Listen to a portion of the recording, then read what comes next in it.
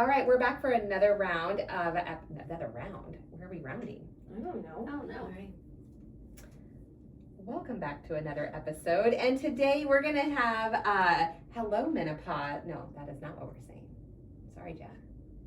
I don't know why today. I can't do the hook. But what are you doing? Are you doing a hook on there? I'm trying to do the hook so Jeff can use it before and pause.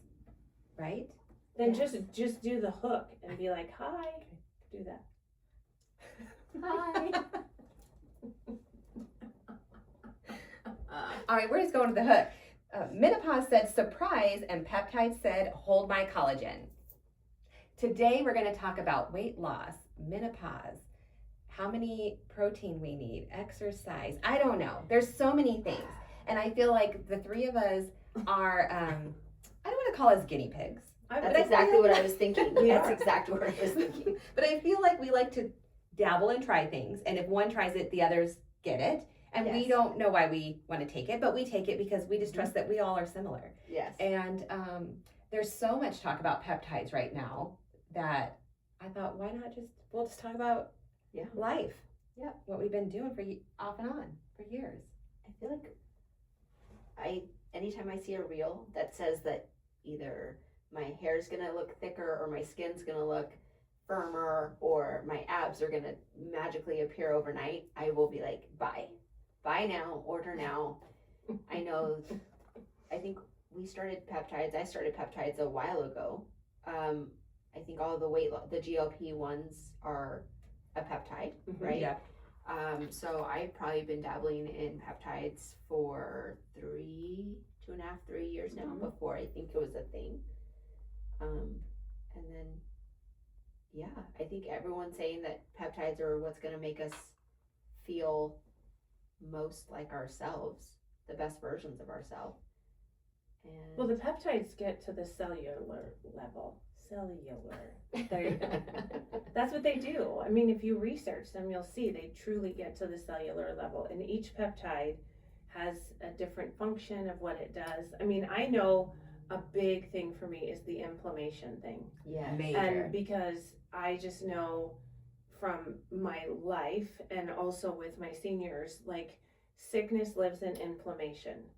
And we don't like inflammation because it makes us fluffy and all the things that are not pretty or feel good, but it also is where disease lives. So then how do you get rid of that inflammation? And truth be told, like we've talked about the vitamins and the minerals, and I love that. And I still do pop in, vitamins and those kind of things, but the amount that I was taking, because I was trying to get all those parts and pieces, there is a lot that you can combine and address with peptides. Yeah. And I feel like we should say, I don't know, I'm not the lawyer of the group, but I'm always the one that's got the disclaimer. Yeah, give the Yeah, I disclaimer. agree. This is not medical advice by any means. No. We're not saying you should. We're not saying you shouldn't. We are just simply sharing what we are choosing to do. And if I'm being honest, we change our minds quite a bit sometimes. We're like, we're going to try this. And then we're like, oh, no, that didn't work. Okay, we're going to try this. Or this did work. And then. Yeah. Well, and also too, we do our research, we do our blood work, we get medical advice. It isn't like we're just out there standing on the corner and some guy's like, hey, I got an inflammation peptide, would you like it? And we're not doing that. And I just think there's I think the good thing now coming out is there's such a variety of, whatever your ailments are, of how a peptide could work or not work. Absolutely. And because when I got started on them, I always gained weight with hormones. And so it would be, I guess when I was in my teens, I was heavy because of hormones. And then I lost the weight. And then when I did all the in vitro, I gained a ton of weight. And then I did the weight loss pills and like a weight loss doctor and stuff. And then weight started to come back on with menopause. And I can't.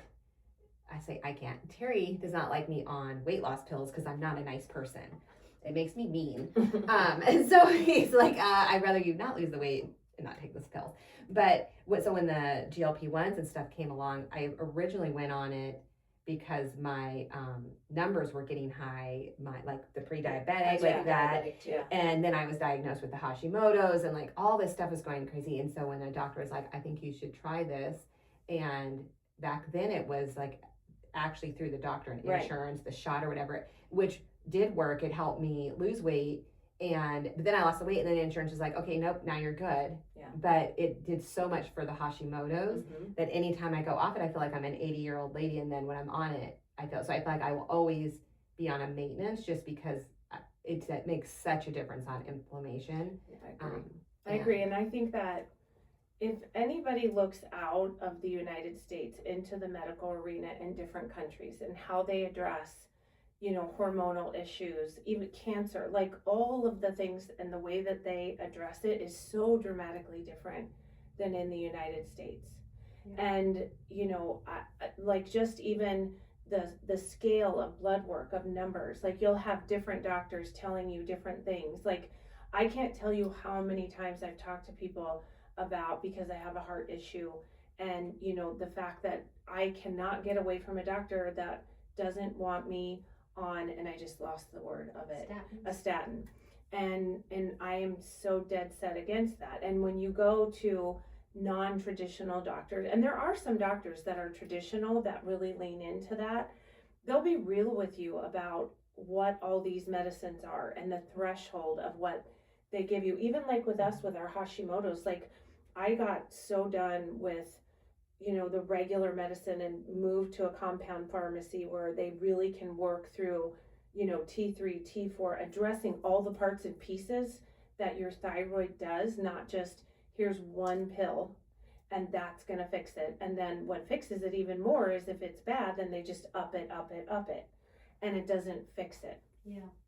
So I do think that when you are researching the ways that you feel and looking at things like peptides and GLPs and what that truly is, look outside of the United States for research, because we are so much, less now. I think we're getting more and more people that are seeing that the research is coming out in the United States too. But I mean, I always look, and a big thing for us and a big thing in my industry is the fear of dementia and Alzheimer's. Yeah. And cognitive impairment.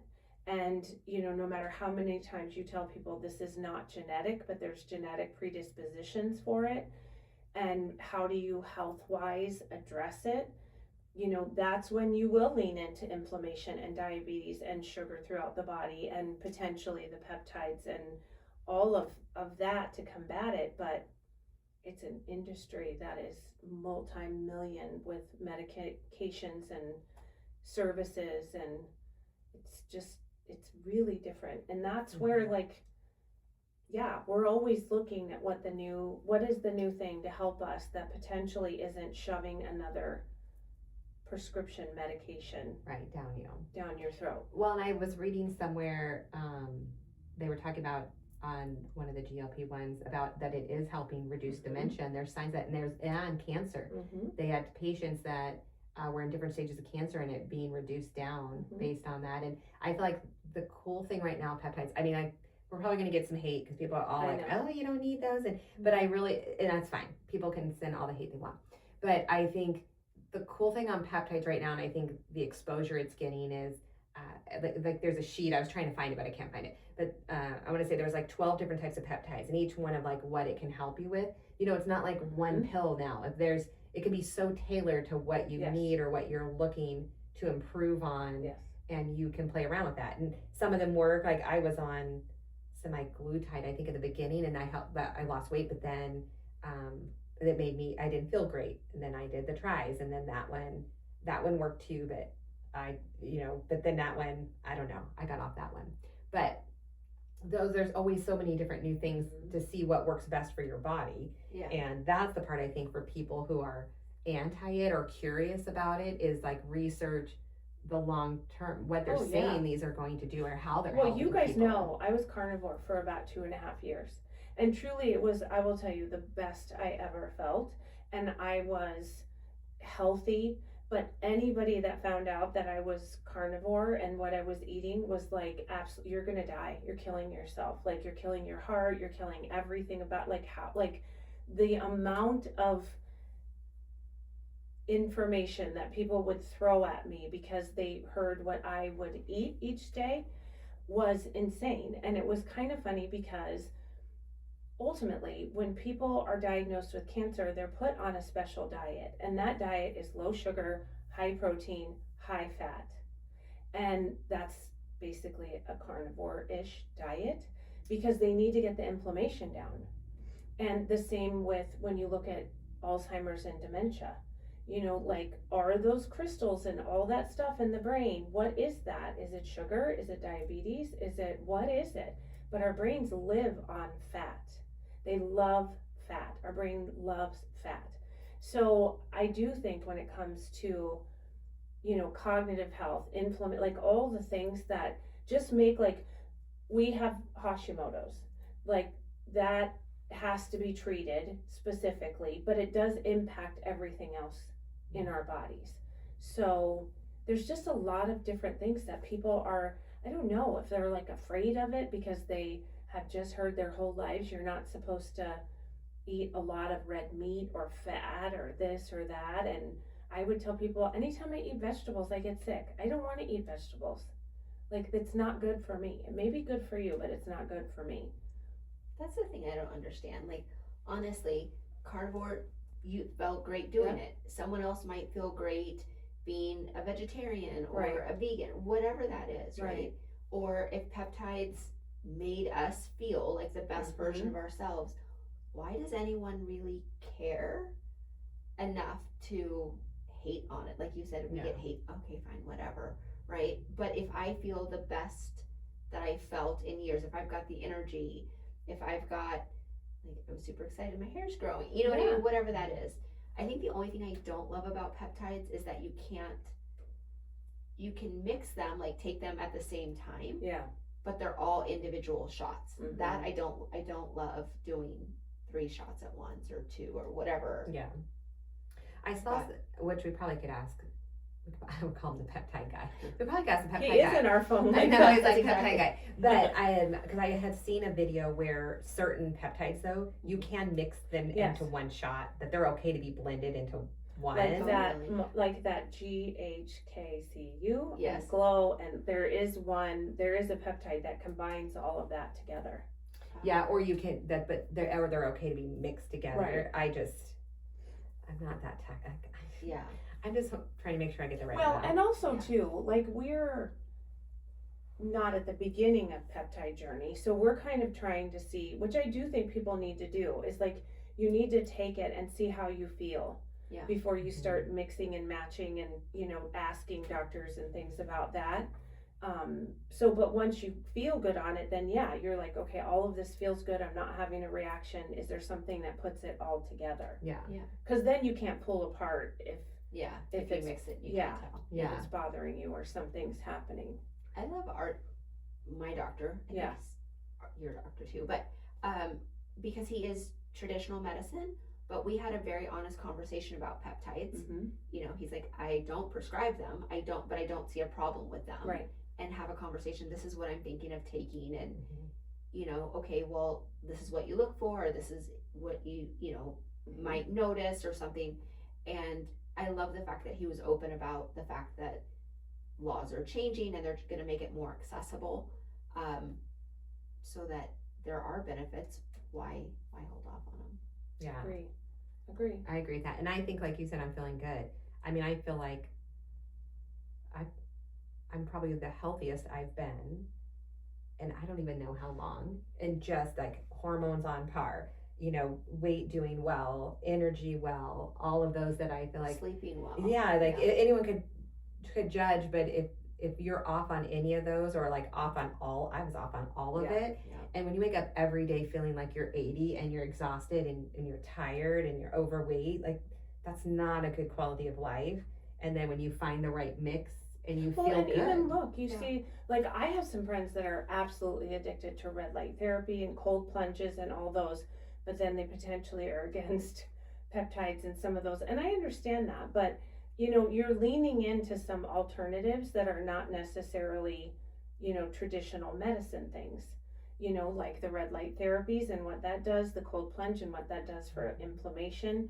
So, you know, everybody's threshold of what their tolerance level is, but I think once you start, Like once when I started carnivore and then I really got into carnivore, and once I started following doctors that also did carnivore, and you know, there's a famous cardiologist that has been carnivore for like 20 years, and that guy is ripped and he is healthy, and his kid's a carnivore, and everybody's alive, and you know, nobody's fallen over.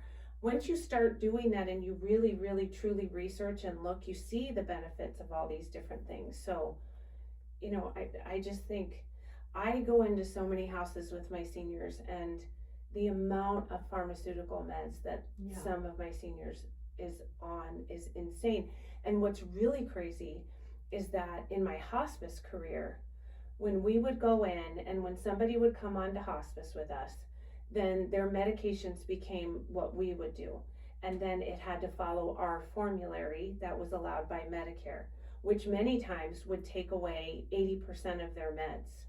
Really? And I would tell you, once we did that, you would not believe the improvement that many of them had. I'm not negating that because people can be very environmentally hospice appropriate, especially seniors that have different medical issues.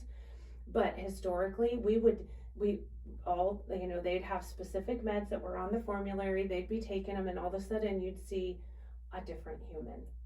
Wow. And if you look and you've got a 90-pound little old lady who's choking down 12.5 pills, and everybody's like, why isn't she hungry? Well, she's not. Right. But the medications a lot of times will make people sick. So all of this stuff, no matter, you know, hormones, menopause, you know, just trying, because I do think people our age are really, really hyper aware of aging, because I think our parents and grandparents were impacted by cancer and Alzheimer's and dementia at such a greater rate that we're the age group that's like, oh, hell no. And like, I'm really how glad do that we figure this out? Yeah. And I'm glad that we are being so proactive. Yeah. And I think a lot more vocal. I think the generation before us, like we've talked about it, people are like, you just get through it. You keep your mouth shut, and life sucks and you move through it. Mm-hmm. And I think we're having conversations like, hey, I'm taking this, what are you taking? Okay, this works for you, let me try it. Okay, it didn't work for me, but this worked. And having those open conversations without judgment in hopes of living our best life. Because that's exactly it. 3 years ago, I didn't have my hormones checked. I wasn't sleeping, I was gaining weight, or I was working out, eating right, not losing weight. I just felt exhausted. When you wake up after sleeping for 10 hours and you're still equally exhausted, like stuff just wasn't right. And figuring out what that balance is, that balance for me looks very different than for someone else. But if someone else can figure out what their balance is to feel their best, that's really, I think, all that should really matter. I agree. I just think, I think I'm at an age, I don't care what anybody thinks. However I feel, and if I'm good, then I'm good at that. And there are so many things, like we were just talking about, like, you know, you guys drinking the collagen, and I do the collagen chews, and then on the red light therapy, I just bought the wand, so we'll see how it does on wrinkles, because it's supposed to help reduce wrinkles on the wand. So I'll let you guys know. Yeah. Red light therapy is great for you.